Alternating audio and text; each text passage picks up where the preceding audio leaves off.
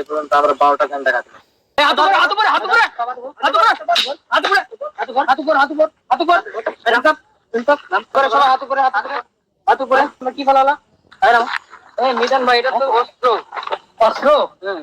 সেনাবাহিনীর হাতে অস্ত্র সহ ধরা খেয়েছে কয়েকজন যুবক। ধরা খাওয়ার পরে তাদের বিভিন্ন অপরাধের লোমহর্ষক বর্ণনা দিয়েছেন সেনাবাহিনীর সামনে, যে তারা কি পরিমাণ অপরাধ এবং কোথায় কতবার সম্পন্ন করেছেন।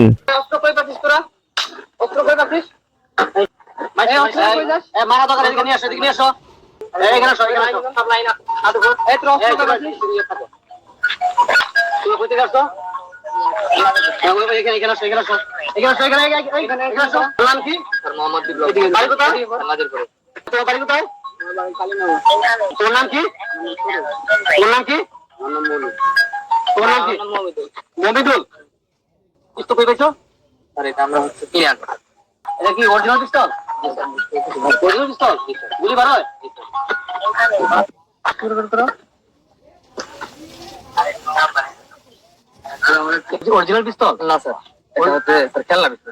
খেলনা পিস্তল, অরিজিনাল পিস্তল লাগে জন্য। হ্যাঁ অরিজিনাল পিস্তল বলা কই থেকে?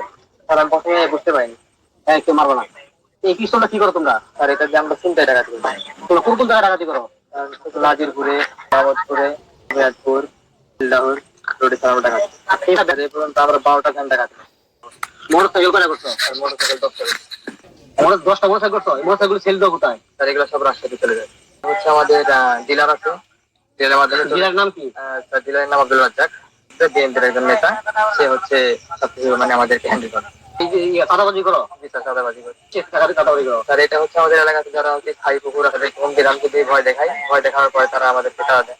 পুকুরে বিষ এলো? জি স্যার। মানে কয়টা পুকুরে বীজ দিচ্ছ এখন? তো স্যার এই পর্যন্ত আমি 6টা পুকুরে বীজ দিয়েছি।